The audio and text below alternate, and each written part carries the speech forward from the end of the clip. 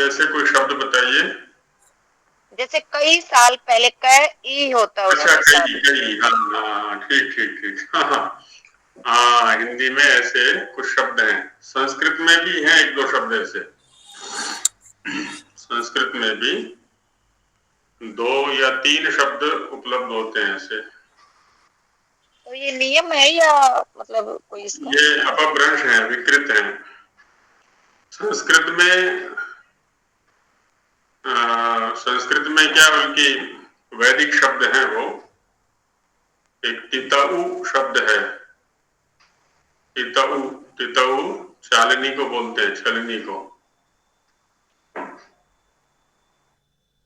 तो तितऊना पुनंतः, तो तितऊ ऐसा ही शब्द है। एक प्रउग, ये भी इसी प्रकार का शब्द है।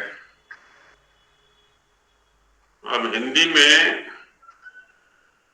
अनेक शब्द ऐसे हैं, जैसे आपने अभी कई शब्द बोला है। ये कुछ लोग इकार से लिखते हैं, कुछ लोग यकार से लिखते हैं इसको। प्रायः करके इकार वाला ही उपलब्ध है। अब चूंकि प्रसिद्ध हो गया है हिंदी के अंदर, तो इसलिए सर्वस्वीकृत हो गया है। एकाएक जब हम हिंदी भाषा के स्तर पर खड़े होंगे तो उसको अशुद्ध कहना ठीक नहीं है, क्योंकि वो एक सर्वस्वीकृत शब्द जैसा हो गया है।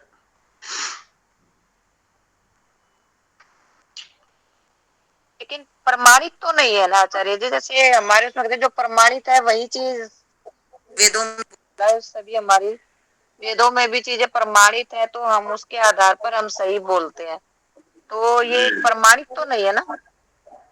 नहीं, उसमें देखिए, हम जो चर्चा इस विषय में यदि करेंगे, तो एक तो है वैदिक भाषा, उनके अपने कुछ नियम हैं।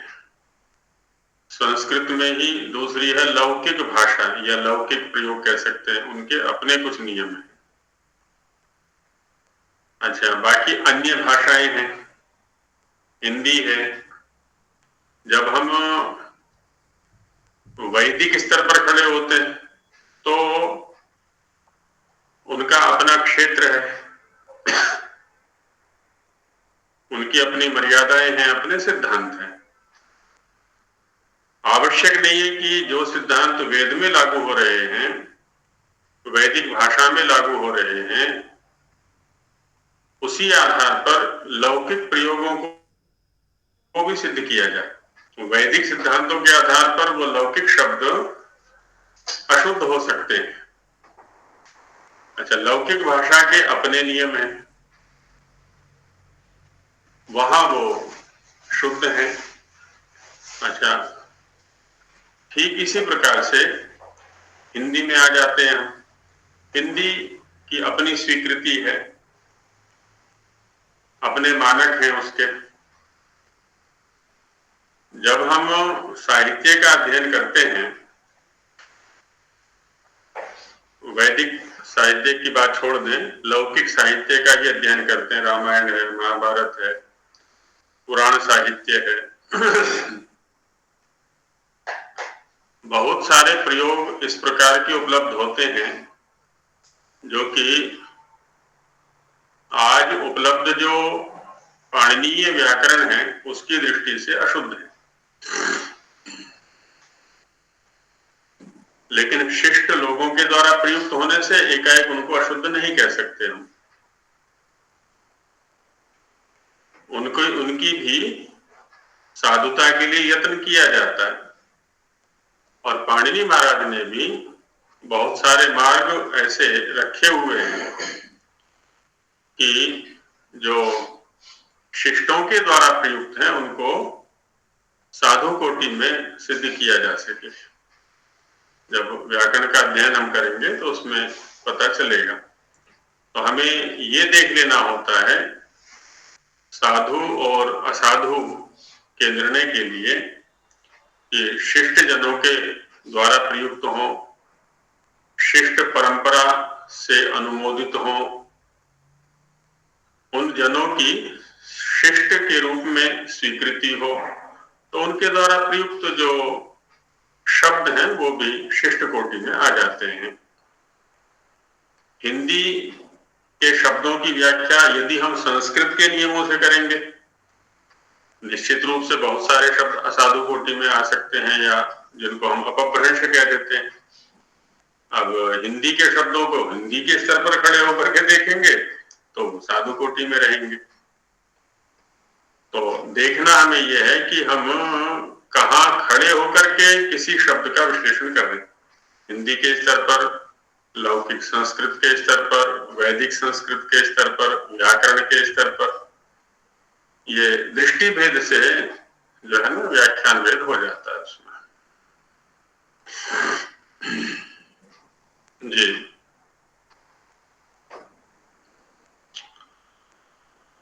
वर्णों का विषय चल रहा है। इसमें एक और विषय यहीं पर विचार कर लेते हैं, बाकी आगे भी सूत्रों के माध्यम से चर्चा होगी ही।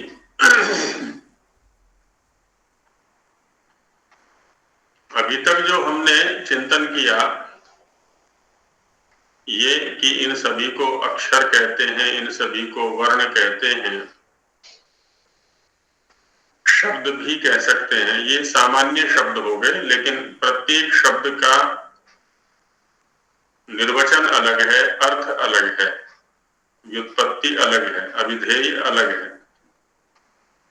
इसको हम इस रूप में समझ सकते हैं, जैसे हम में से कोई भी व्यक्ति है, उसके संबोधन के लिए अनेक शब्दों का प्रयोग होता है। एक उसका निज नाम है, माना किसी का देवदत्त आदि कुछ भी नाम हो सकता है। दूसरे जो उसके लिए प्रयोग में आने वाले शब्द हैं वो उसके गुण कर्म स्वभाव के आधार पर है। पुत्र नाम है उसका, पिता नाम है उसका, है ना, अध्यापक नाम है, कर्ता नाम है, दुकानदार नाम है, कृषक नाम है, और बहुत सारे कुछ संबंधी शब्द हो सकते हैं उसके लिए। लेकिन इन सभी शब्दों के द्वारा एक ही द्रव्य को पुकारा जाता है। ऐसा होते हुए भी क्योंकि उस एक ही द्रव्य में अनेक प्रकार के गुण विद्यमान हैं, अनेक प्रकार की क्रियाएं विद्यमान हैं, इसके कारण से प्रत्येक शब्द का जो व्युत्पत्ति निमित्त है, माने निर्वचन प्रकार है, वो अलग अलग रहेगा। ठीक वैसे ही यहाँ पर भी एक ही ध्वनि के लिए हम उसको ध्वनि भी कह रहे हैं, उसको वर्ण भी कह रहे हैं, उसको अक्षर भी कह रहे हैं, उसको शब्द भी कह रहे हैं। तो प्रत्येक शब्द का अर्थ अलग अलग होते हुए भी हम एक ही वस्तु को इन शब्दों से पुकार रहे हैं। तो ये सामान्य शब्द हो गए। अब जब हम इन के अंदर प्रवेश करते हैं तो वर्णों का दो रूप में विभाग हो गया, स्वर और व्यंजन के रूप में। स्वरों में भी कुछ विशुद्ध स्वर हैं, उनको केवल स्वर कह सकते हैं, विशुद्ध स्वर कह सकते हैं, और कुछ मिश्रित से प्रतीत होने वाले स्वर हैं। ऐसी व्यंजनों में भी वर्गात्मक वर्गीकरण हुआ। वर्गों के अंदर जो वर्ण है उनको स्पर्श कहा गया, आगे अंतस्थ हैं, ऊष्म हैं, अयोगवाह हैं, उनके भी फिर अपने विभाग हैं, विसर्जनीय आदि रूप में, यम के रूप में। तो ऐसे सामान्य और विशेष शब्दों के द्वारा हमने इनका परिचय प्राप्त किया। सानुनासिक हैं, गृहनासिक हैं। इन सभी वर्णों में एक क्रम भी है। उस क्रम का आधार क्या है।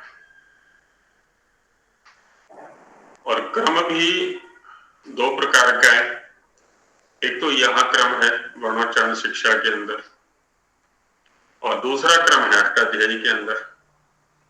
प्रत्याहार सूत्र जिन्होंने याद किए हैं, स्मरण किए हैं, उनको पता है कि वहां पर जो क्रम है वो यहां से भिन्न है थोड़ा सा। यहाँ के क्रम पर चर्चा कर लेते हैं जो वर्णोच्चारण शिक्षा में है। वर्णों के उच्चारण की जो प्रक्रिया पीछे हमने देखी, आत्मा बुद्ध्या समेत्यर्थान मनोयुक्ते विवक्षया, अंदर से बाहर की ओर आ रहे हैं हम। तो जब नाद है, कहां पर है नाद, वक्त्रम उपैति नाद,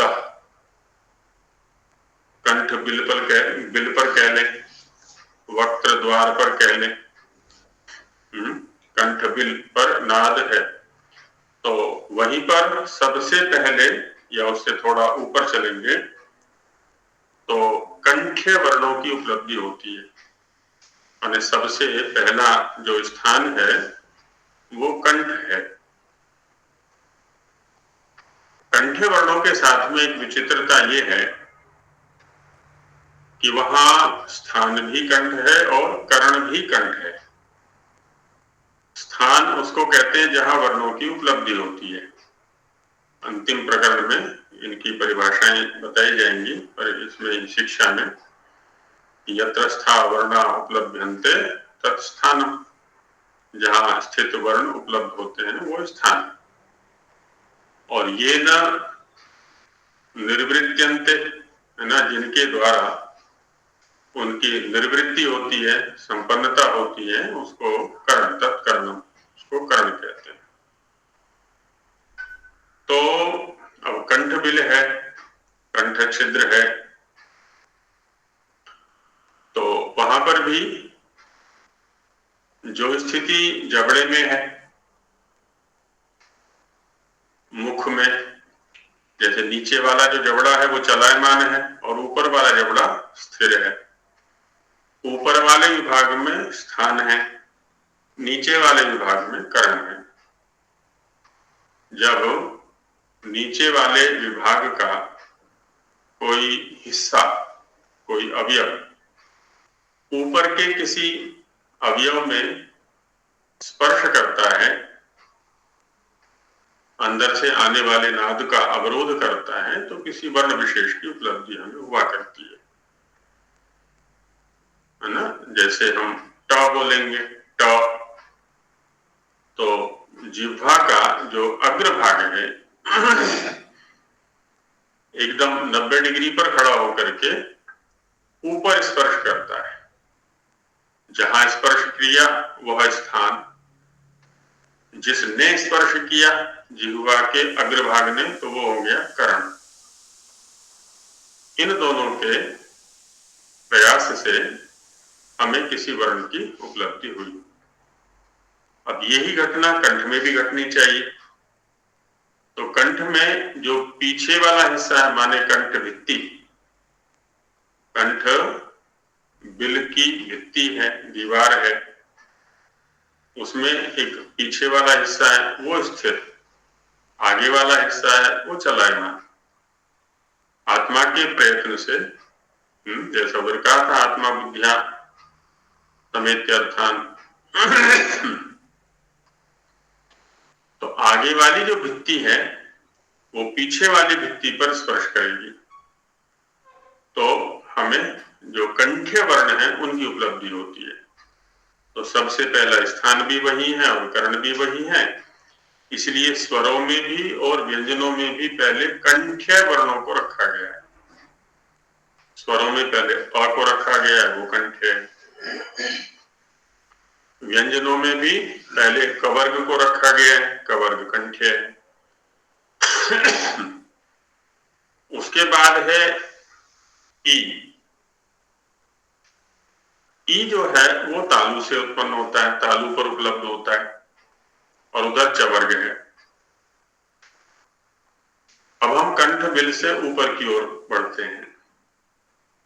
हालांकि तालु का जो स्थान है, तालु जो स्थान है वो ऊपर की ओर मूर्धा और दंत मूल के बीच में है। मूर्धा वह स्थान है जहां से ट का उच्चारण हो रहा है, ट टमाटर, जीभ एकदम ऊपर खड़ी हो जाती है। उससे थोड़ा सा दांतों की ओर चलेंगे, जहां से दांत आरंभ होते हैं उससे थोड़ा पीछे वहां है तालु। स्थान की दृष्टि से देखें तो पहले कंठ है, जिह्वा मूल है उसके बाद, और उसके बाद मूर्धा है, उसके बाद तालु है, दंत मूल है, दंत है, ओष्ठ है। ये क्रम रहता है। अब चूंकि केवल स्थान से वर्ण उपलब्ध नहीं होगा, कर्ण का भी सहयोग चाहिए उसको। यहां पर कर्ण बनती है हमारी जिह्वा, और जिह्वा भी संपूर्ण कर्ण नहीं बनती है, जिह्वा का कोई अवयव विशेष। जिह्वा में भी जिह्वा का मूल माने जहां से जिह्वा आरंभ हो रही है वो भी कर्ण है, साधन है। जिह्वा का अग्रभाग जो चोंच अग्रिम भाग है वह भी कर्ण है। जिह्वा के अग्रभाग के ऊपर वाला, कह ले थोड़ा सा पीछे को, वह भी कर्ण है। जिह्वा के अग्रभाग से नीचे वाला, अग्र से थोड़ा पीछे की ओर हटेंगे नीचे की ओर, वह भी कर्ण है।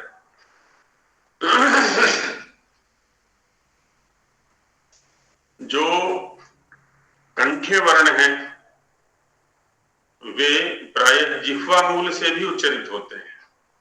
स्थान प्रकरण में हम देखेंगे उनको। तो जिनको हम कंठे कहते हैं उनका अभ्यास प्रायः जिह्वा मूल से होता है, तो उनको पहले रख दिया। अब आया तालव्य वर्णों का क्रम। तालव्य जो वर्ण है, तालु से उपलब्ध होने वाले जो वर्ण हैं, उनके उच्चारण में जिह्वा के अग्र से थोड़ा पीछे, अग्र के समीप ऊपर वाला भाग ऊपर स्पर्श करेगा। ई है ना, च, देखिए ट में तो एकदम जिह्वा का अग्रभाग स्पर्श करता है, लेकिन च में अग्रभाग नहीं, अग्रभाग से थोड़ा पीछे की ओर, तो जिह्वा मूल के बाद उसका क्रम आता है। इसलिए उसके माध्यम से उपलब्ध होने वाले वर्णों को दूसरे स्थान पर रखा गया। स्वरों में ई को रखा गया और उधर चवर्ग को रखा गया। अब स्वरों में कोई मूर्धन्य वर्ण है नहीं, सीधा ऊ पर आ जाते हैं। ऊ जो है वो ओष्ठ्य है, उसमें जिह्वा का कोई काम नहीं है, मुख के अंदर किसी अवयव का कोई काम नहीं है, वो विशुद्ध ओष्ठ्य वर्ण है, ओठों से उच्चरित होता है, ओठों का ही व्यायाम उसके उच्चारण में है। तो इसलिए उसके बाद उसको ई के बाद में ऊ को रखा गया, जबकि व्यंजनों में मूर्धन्य को रखा गया टवर्ग। मूर्धन्य में क्या है, जिह्वा के अग्रभाग का स्पर्श होता है ऊपर, इसलिए वहां क च ट कु चु टू ट को रखा गया है। अच्छा, अब टवर्ग मूर्धन्य है। अब उसके बाद आता है दंत्य, दांत के स्पर्श से उच्चरित होने वाला वर्ण, वो है तवर्ग। त है ना, त स्थान की दृष्टि से उसका, और उसके बाद पवर्ग जो कि ओष्ठ्य है उसको रखा गया। अंतस्थ में भी एक क्रम रखा है। य तालव्य है, र मूर्धन्य है, ल दंत्य है, व ओष्ठ्य है ना, वही क्रम यहाँ पर भी रखा गया है। ऐसे ही जो ये ऊष्म वर्ण है वहां पर श तालव्य है, श मूर्धन्य है, स दंत्य है तीसरा वाला, ह ये कंठ्य है। यहां पर एक व्यतिक्रम है। स्वरों में जो री है हालांकि वो मूर्धन्य है, पर इसकी सत्ता कुछ मिश्रित वर्ण जैसे है, जैसे ई, अ, ई, उ ये विशुद्ध हैं, वैसे री को उतना विशुद्ध स्वीकार नहीं किया गया। इसके अंदर अच और व्यंजन धर्मों को भी स्वीकार, हालांकि विशुद्ध अच के रूप में स्वीकार है, स्वर के रूप में इसको स्वीकृति प्राप्त है, लेकिन वैयाकरणों ने इससे कहीं कहीं व्यंजन का भी थोड़ा काम लिया। वो जब व्याकरण पढ़ेंगे या संधियां पढ़ेंगे तो वहां काम आएगा। जैसे न कोणा करना होता है तो र से उत्तर न कोणा होता है, लेकिन री से उत्तर भी न कोणा हो जाता है। उधर का हुआ रकाभ्याम नोणा समान पदे, तो जैसे र से उत्तर होता है वैसे री से उत्तर भी हो जाता है। ली भी उसी के समान धर्म वाला है, वह दंत्य है ना। री मूर्धन्य है, पहले उसको रखा, ली दंत्य है, उसको उसके बाद रखा है। एक आई ये कंठ्य तालव्य है और ओ औ कंठ्योष्ठ्य है। तालु जो है ना क्रम में पहले है, ओष्ठ्य बाद में है, तो पहले तालु वर्णों को रखा, उसके बाद ओष्ठ्य वर्णों को रखा है। विसर्जनीय को कंठ्य में ही गिनते हैं सामान्य, अकुह विसर्जनीय कंठ्या, इसलिए पहले रखा अयोगवाहों के अंदर। और जिह्वामूलीय भी वही है, क्योंकि विसर्जनीय का ही कवर्ग के योग में जिह्वामूलीय उच्चारण होता है, जबकि उपधमानीय जो है ये पवर्ग के योग से होता है, इसलिए इसको उसके बाद रखा है। अनुस्वार बाहर है, अनुस्वार जो है उसका स्थान नासिका है, इसलिए इसको बाद में रखा हुआ है। यमों का क्रम हमने कल लिखा ही था, प्रथम यम, द्वितीय यम, तृतीय यम और चतुर्थ यम के रूप में। तो इस प्रकार से यहाँ पर ये वर्णों का एक जो क्रम है वह उत्पत्ति के आधार पर रखा गया, उपलब्धि के आधार पर रखा है। जिस क्रम से उपलब्धि होती है उसी क्रम से यहाँ पर इनको रखा गया है। विनीत जी का माइक खुला हुआ है। विनीत आर्य, हाँ जी। हाँ, एक श्रिकणी स्थान भी है। श्रिकणी जो स्थान है वह ओठ और दांतों के बीच में, जो ओठ के पीछे वाला भाग है, चिकना वाला भाग, उसके लिए श्रिकणी बोलते हैं।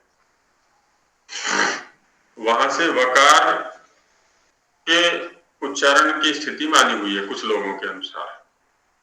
कुछ लोग वकार का ओष्ठ से उच्चारण करते हैं और कुछ लोग श्रिकणी से उच्चारण करते हैं, माने ऊपर के दांत में ओठ का स्पर्श करते हैं अथवा श्रिकणी के स्पर्श से वकार का उच्चारण मानते हैं।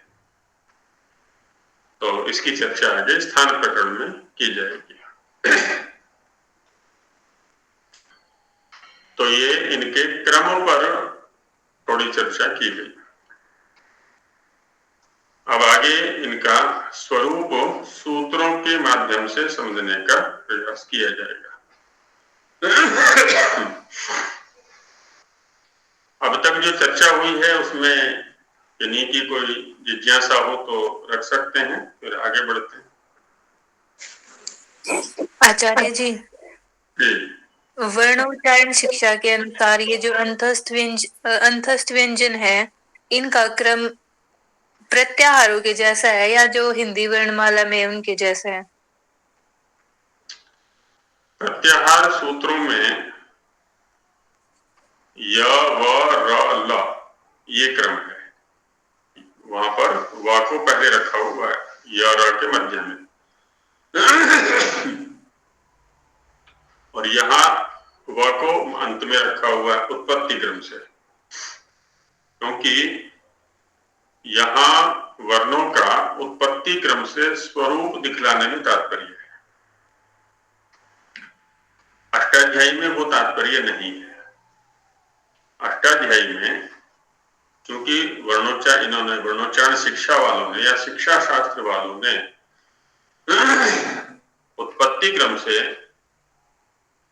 वर्णों का स्वरूप बदला दिया। क्या है? अब इन्होंने जिन वर्णों को स्वरूपतः प्रतिपादित किया शिक्षाकारों ने, वैयाकरण उनका अपने अनुसार वर्गीकरण करके अपने शास्त्र के अनुसार उससे लाभ ले रहे हैं। वहां ये आवश्यक बिल्कुल नहीं है कि हम यही क्रम लेकर के चलें। जैसे अब इस कक्षा में इस समय 34-35 जन उपस्थित हैं। यदि इनका वर्गीकरण करने के लिए कहा जाए तो कितने प्रकार का वर्गीकरण हो सकता है? एक वय के अनुसार, है ना, उम्र जो है ना, उसके अनुसार वर्गीकरण कर सकते हैं। लंबाई के अनुसार वर्गीकरण कर सकते हैं। डिग्री के आधार पर वर्गीकरण कर सकते हैं। प्रांत या शहर के आधार पर वर्गीकरण कर सकते हैं। भार के आधार पर वर्गीकरण कर सकते हैं। ऐसे कई आधार हो सकते हैं हमारे वर्गीकरण के। क्यों कर रहे हैं जी वर्गीकरण ऐसा? जैसे माना कहीं पर सबको एक सामूहिक फोटो खिंचवाना है, वहां जो वर्गीकरण करेंगे वो लंबाई के हिसाब से करेंगे।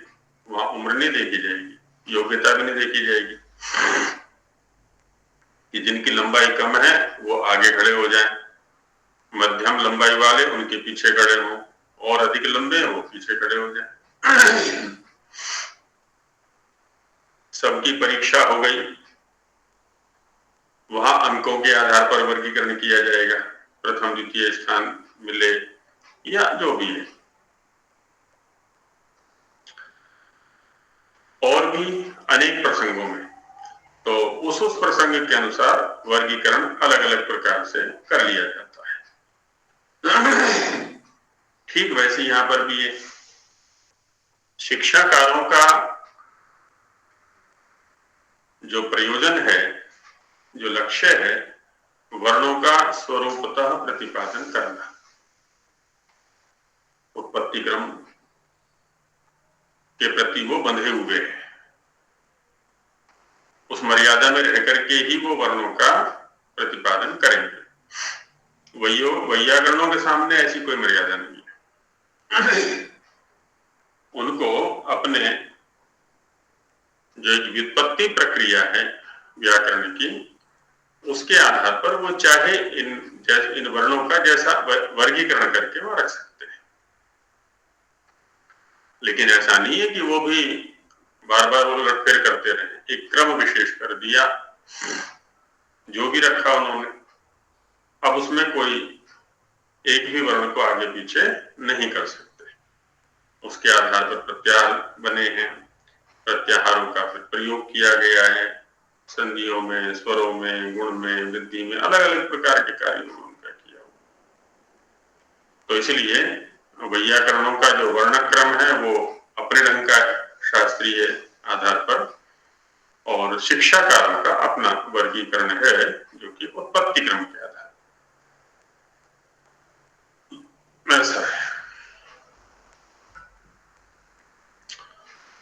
चलिए आगे बढ़ते हैं, और किन्हीं की कोई जिज्ञासा नहीं है।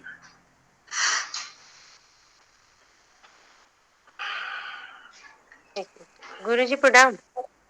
हाँ जी कीर्ति जी। गुरुजी यदि बच्चों को पढ़ाना है तो हम क्या पढ़ाएंगे? वर्णोच्चारण शिक्षा से पढ़ाएंगे कि क्या कहते हैं अष्टाध्यायी से पढ़ाएंगे वर्ण के बारे में?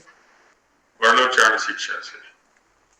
जब व्याकरण पढ़ाएंगे, क्योंकि बच्चों को आप बता रही हैं तो बच्चों को व्याकरण नहीं पढ़ा रही हैं जी। हाँ, बच्चों को तो वर्णों का ज्ञान करा रही है कि कितने वर्ण हैं, कैसे वर्ण हैं, वर्णों का स्वरूप क्या है, तो वर्णोच्चारण शिक्षा रहेगी।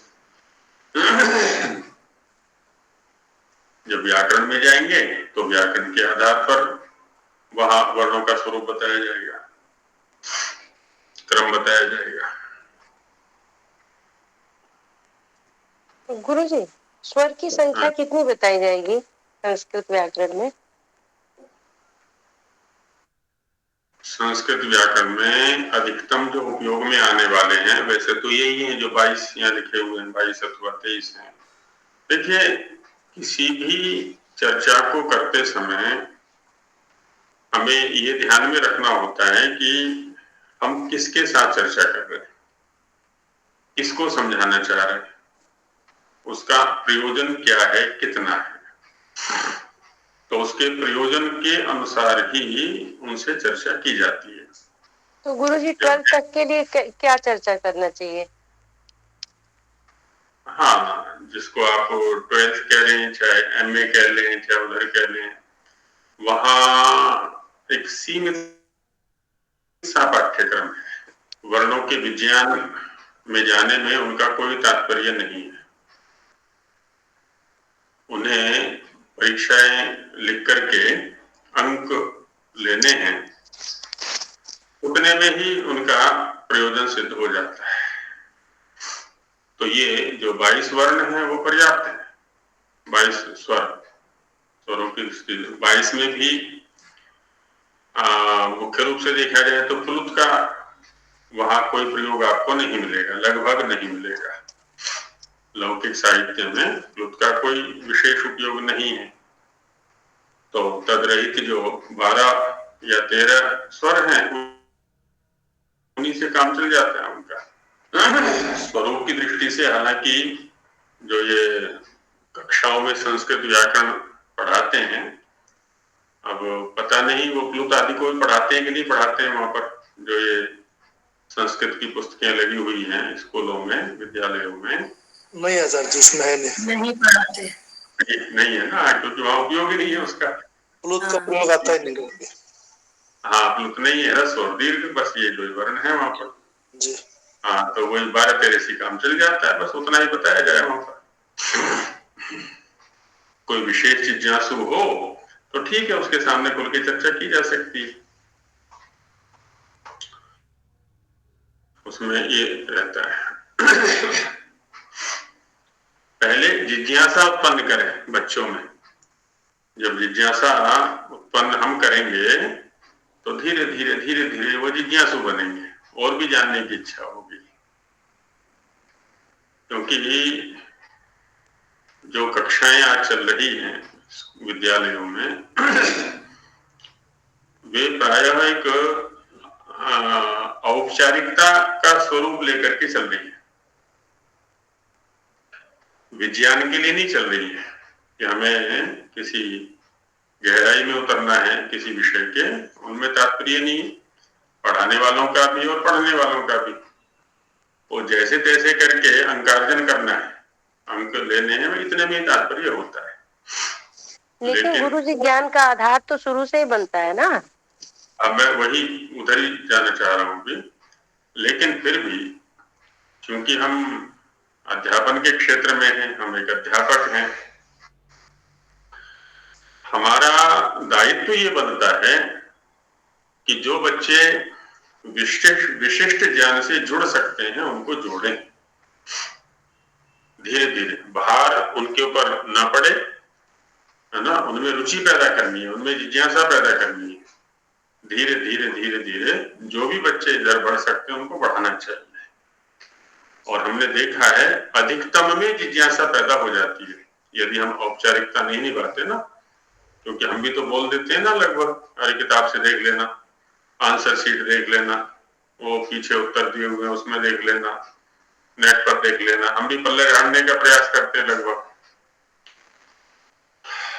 जैसा इस कक्षा का आधार बना था, माननीय सत्यवान जी की ओर से बात आई थी, लगभग 1 या 2 महीने हो गए होंगे, कि हमारे माननीय अध्यापक वर्ग को हलंत क्या है इसका भी बोध नहीं था। कुछ को नहीं होगा, मैं ये नहीं कह रहा कि सभी को बोध नहीं होगा, है ना। अब हलंत क्या है, संस्कृत के अध्यापक हैं, और हलंत क्या है इसका भी बोध नहीं है।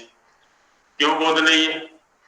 क्योंकि उन्होंने भी जो परीक्षाएं लिखी हैं वो औपचारिकताओं में लिखी हैं।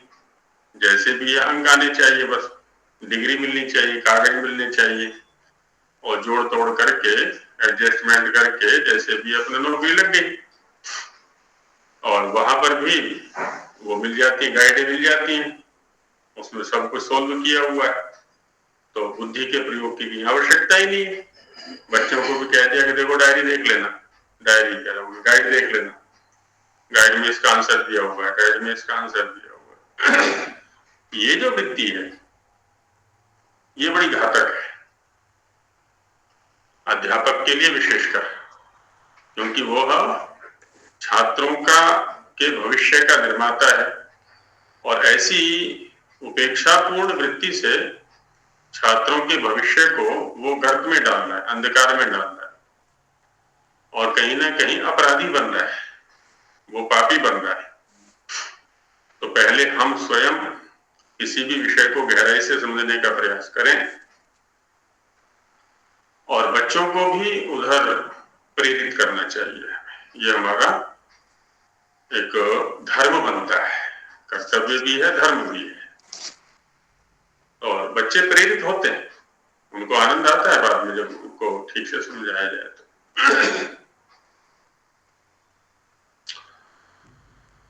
स्वर शब्द का प्रयोग, प्रयास ये करें, जो भी इस कक्षा में बैठे हुए हम यहाँ छात्रों से भी ये कहा करते हैं, जिन भी शब्दों का प्रयोग किया जा रहा है उनमें से प्रत्येक शब्द का स्वरूप हमें पता होना चाहिए। केवल संज्ञा है ऐसा करके नहीं छोड़ना है, प्रत्येक शब्द पर ध्यान जाना चाहिए हमारा। जैसा कि दिखा रहे हैं आरंभ से, अक्षर किसको कहते हैं, वर्ण किसको कहते हैं, शब्द किसको कहते हैं। अब देखिए स्वर शब्द आया है, तो स्वर किसको कहते हैं वो बता रहे हैं आगे। हाँ जी, इनमें हम जो 12 अक्षरों का स्वरूप हम दिखाते हैं क के साथ में, बाकी 12 स्वरों को हम जोड़ के दिखाते हैं। जैसे क के साथ मुझे ए जोड़ना है, ए का अपना स्वरूप है कि उसका आकृति इस तरह से बने, मात्रात्मक स्वरूप नहीं, व्यंजन के साथ जब जोड़ेंगे तो मात्रात्मक स्वरूप आएगा, व्यंजन से अलग स्वतंत्र रूप से उसकी आकृति ऐसी है। अब जब मुझे उसे व्यंजन के साथ उसका स्वरूप दिखाना है तब वो बदल जाता है और एक स्वतंत्र आकृति ले लेता है। तो इसके पीछे क्या आधार, क्या वजह है? कल भी संकेत किया था थोड़ा। अब ये लिप्यात्मक स्थिति है। लिप्यात्मक स्थिति में जब हम किसी स्वर को स्वतंत्र लिखते हैं, एक अलग आकृति है। जब किसी व्यंजन के साथ लिखते हैं तो वो मात्रात्मक स्वरूप में आ जाता है, वो लघुता की दृष्टि से।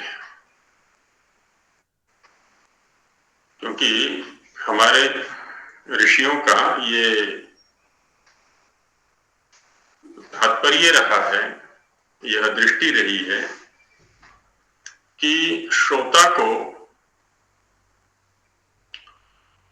ऐसे शब्द, ऐसा माध्यम दिया जाए जिसे कि माध्यम को समझने में कम से कम व्यायाम करना पड़े, कम से कम ऊर्जा की खपत करनी पड़े, और तात्पर्य पर सीधे पहुंचे। इसलिए है ना, पीछे कहा गया लगभर्थम, लघुता।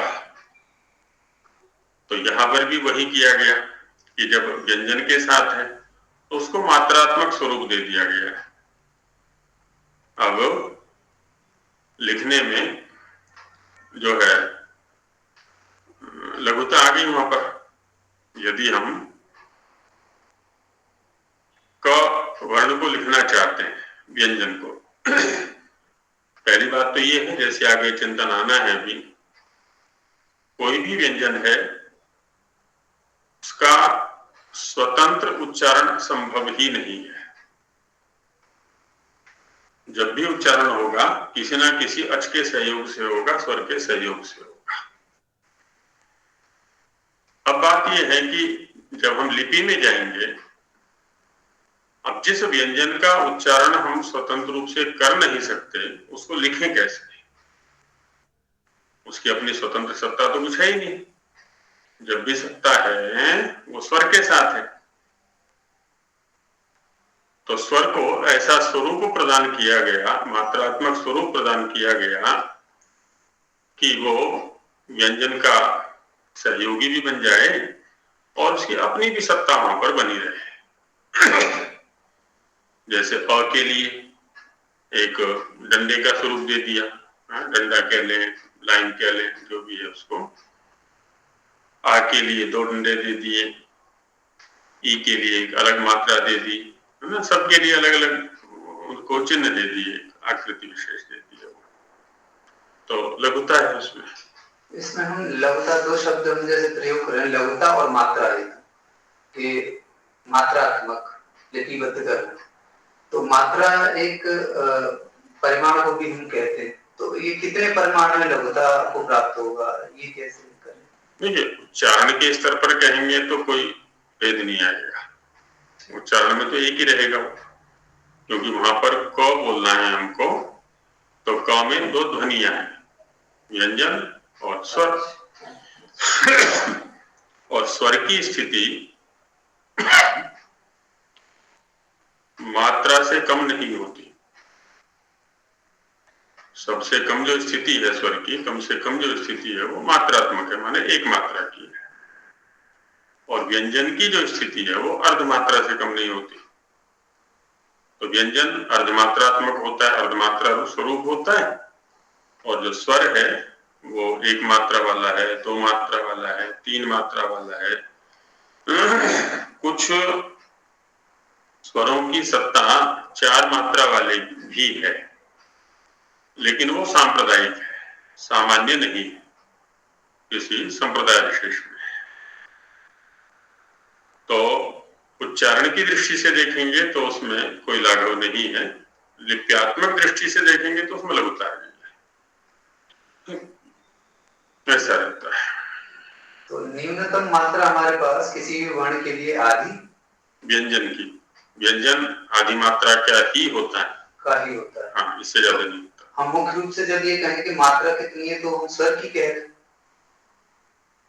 हाँ, नहीं, चर्चा करते समय विषय का भी ध्यान रखना है हमें, किसके स्वरूप पर चर्चा कर रहे हैं, व्यंजन के स्वरूप पर कर रहे हैं कि स्वर के स्वरूप पर कर रहे हैं। हम यहाँ जब ये वर्ण भी कह रहे हैं तो वहाँ स्वर और व्यंजन ये तो अलग नहीं हुए, वर्ण तो संपूर्ण है। हाँ, वर्ण के स्तर पर एक हो गया, लेकिन जब मात्रा के आधार पर चर्चा करेंगे तब भेद पड़ जाएगा, क्योंकि व्यंजन अर्धमात्रिक होता है, व्यंजन 1 मात्रा वाला कभी नहीं होता है। और जो स्वर है वो मात्रा से न्यून नहीं होता है। तो मात्रिक कहेंगे, 1 मात्रिक कहेंगे तो स्वर ही आएगा, उसमें व्यंजन नहीं आएगा। ऐसा संपूर्ण वर्ण कहें तो 1.5 मात्रा न्यूनतम हम मानेंगे। संपूर्ण वर्ण नहीं, उसको वर्ण नहीं हो तो वर्ण समुदाय हो गया, क समुदाय हो गया, है ना। तो समुदाय हो गया ना, एक व्यंजन है, स्वर है वहां पर, तो वो तो समुदाय हो गया। तो निश्चय तो वर्ण का नहीं हुआ, हो गया ना। स्वर है एक वर्ण, कम से कम मात्रा काल वाला है। व्यंजन एक वर्ण है, वो कम से कम क्या आदि मात्रा का ये वो निश्चय ही निश्चित आदि मात्रा। हाँ, समुदाय की अपनी सत्ता है। फिर अब कितनी मात्रा वाले स्वर की योजना वहां पर की जा रही है, तो तो उसके अनुसार उस समुदाय की मात्रा जो है वो निश्चित हो जाएगी। ये अब हम जो मात्रा निर्धारित कर रहे हैं सर जी, ये मात्रा मेरा जो दिमाग जा रहा है वो जा रहा है जो उसकी मात्रक है, और यह मात्रा हम स्वरूपात्मक जो चिन्ह हम दे रहे हैं नहीं, वो तो ठीक है, उसके लिए भी एक मात्रा शब्द है, सॉरी ठीक कह रहे हैं, माने चिन्ह के लिए भी मात्रा शब्द का प्रयोग कर देते हैं हिंदी में, है ना। और यहाँ जो शिक्षा के अंदर जो मात्रा शब्द है, जो एक क्रिया उच्चारण में किसी वर्ण के उच्चारण में लगने वाला जो काल, उच्चारण क्रिया का जो काल है, उसके लिए मात्रा शब्द का प्रयोग करते हैं। वहां ठीक है, एक चिन्ह विशेष के लिए भी मात्रा शब्द का प्रयोग है, ठीक बात।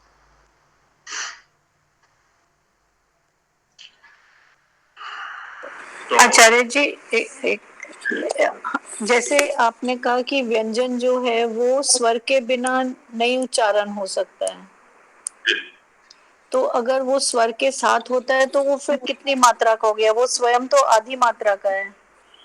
हाँ, व्यंजन की अपनी जो मात्रा है वो आधी ही है। अब स्वर को देखना पड़ेगा कितनी मात्रा वाला स्वर उसके साथ नहीं। तो अगर पहला लें जैसे क, हाँ जी, तो ये कितनी मात्रा का हो गया? समुदाय का देखेंगे तो 1.5 मात्रा हो गया जी।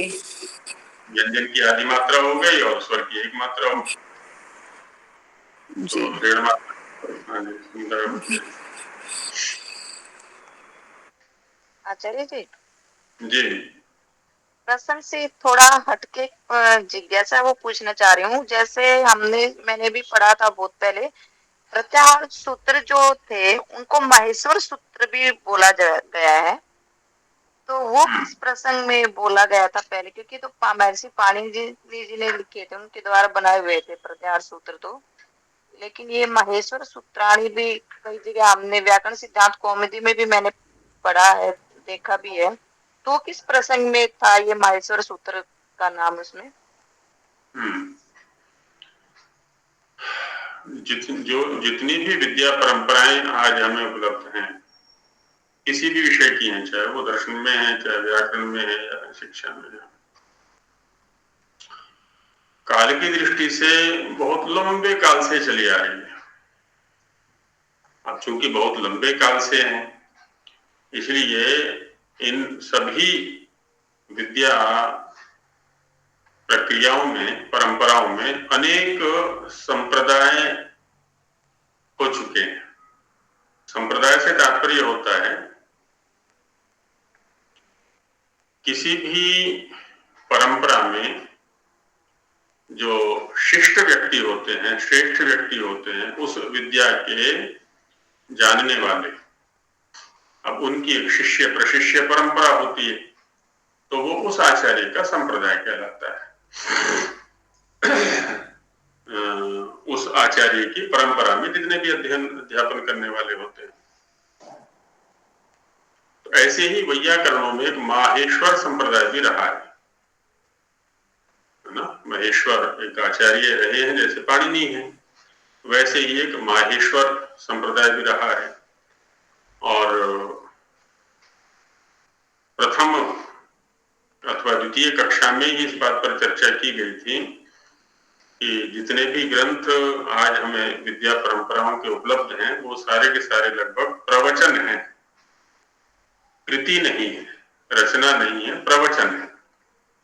प्रवचन से तात्पर्य होता है कि एक विषय हमने निर्धारित कर लिया, जैसे किसी विषय पर निबंध लिखने के लिए कहा जाए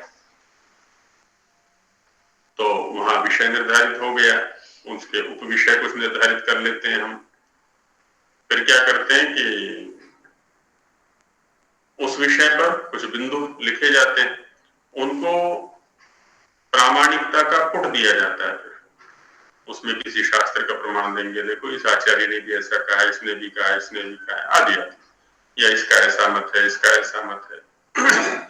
अभी वर्णोच्चारण शिक्षा में भी हम देखेंगे। तो वैसे ही यहाँ पर जो ये प्रत्याहार सूत्र हैं, उनको उस संप्रदाय से माना जाता है। हालांकि नव्य परंपरा में, जैसे आपने कौमुदी क्रम का नाम लिया अभी, वहां पर कहा जाता है कि पाणिनि महाराज ने शिव जी की उपासना की और उनकी उपासना से प्रसन्न होकर के शिव जी ने डमरू बजाया। हाँ जी, यही प्रसंग। और उनके डमरू से ये वर्ण निकले, क्रम से 14 सूत्र वर्ण रूप में निकले, और आदि आदि ये कथा बना करके डाली हुई है।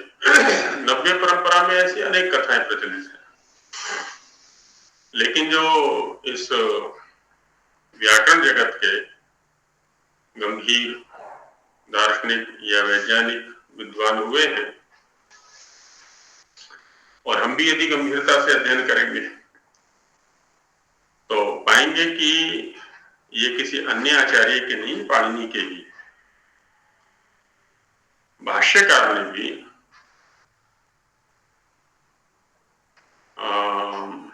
चर्चा आई है महाभाष्य में आई औच सूत्र पर, तो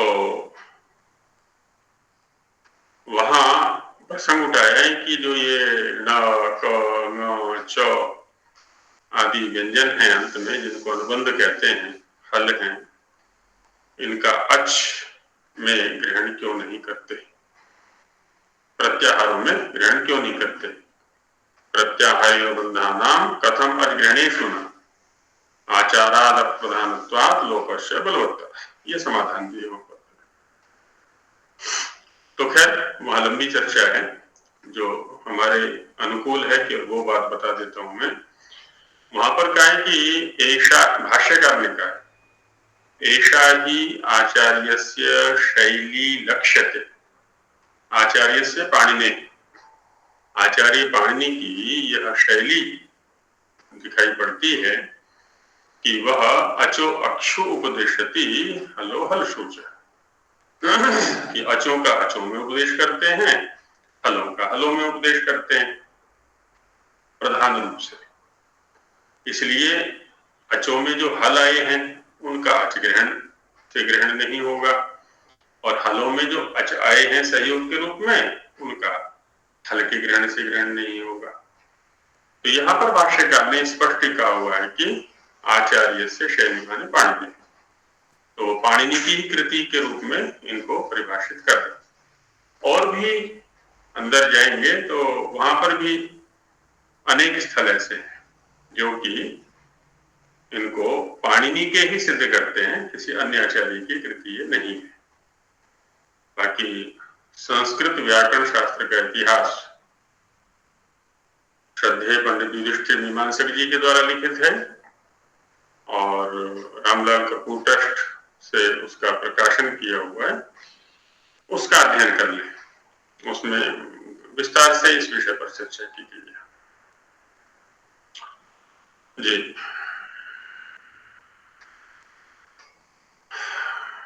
तो स्वर किसको कहते हैं, इसके लिए महाभाष्य का एक वाक्य उद्धृत किया यहाँ पर कि स्वयं राजंत इति स्वराः।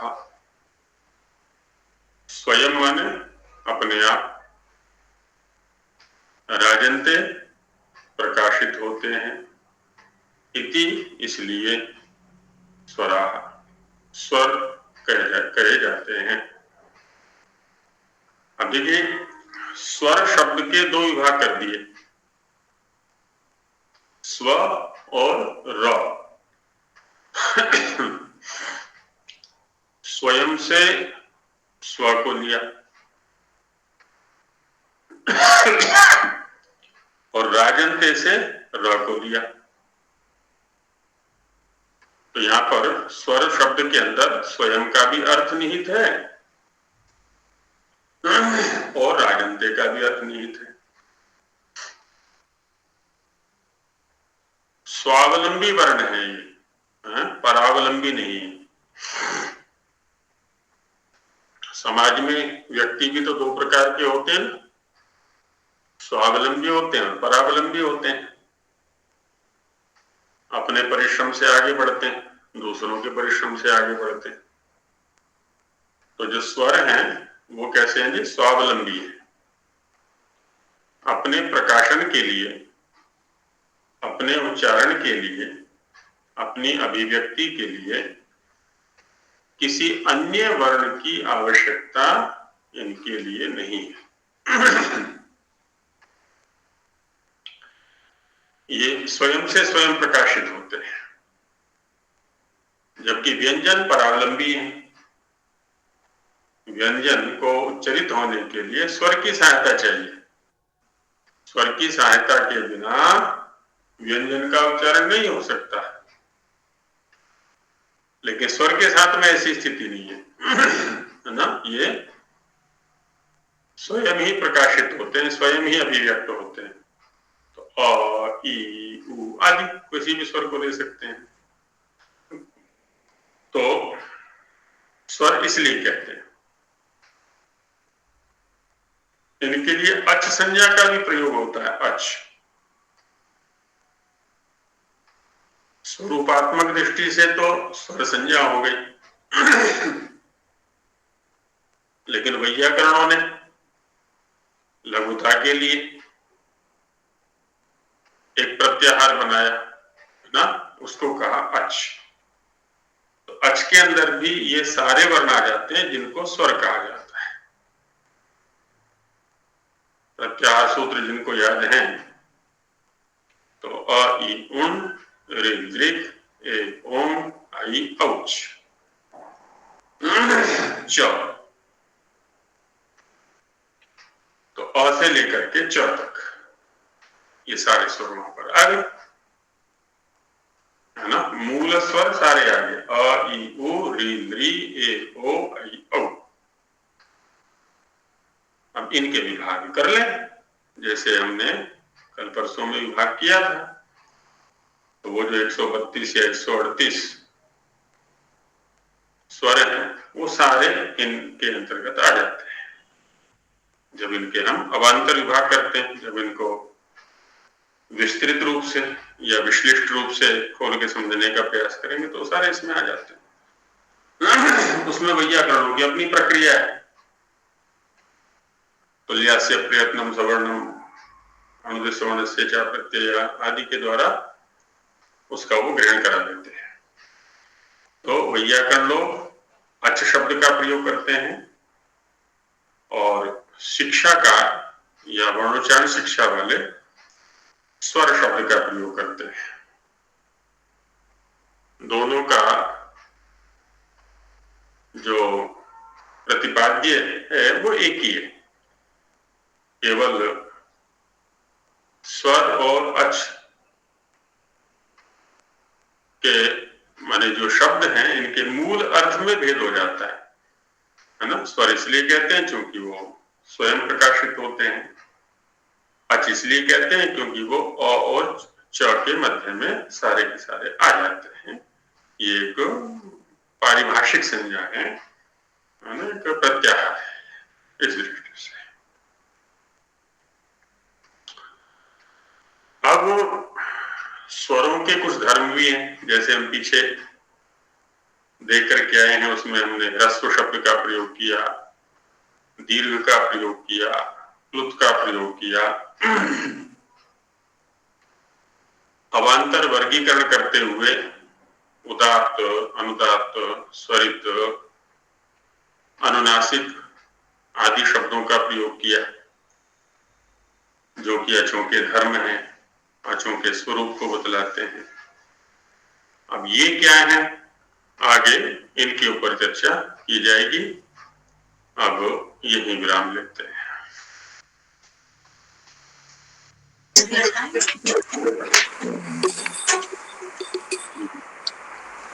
ओम सहना भवतु सहनो भुनक्तु सह वीर्यं करवावहै तेजस्विनावधीतमस्तु मा विद्विषावहै। ओम शांति शांति शांति। नमस्ते प्रणाम आचार्य गुरु जी प्रणाम। नमस्ते, धन्यवाद। नमस्ते आचार्य जी।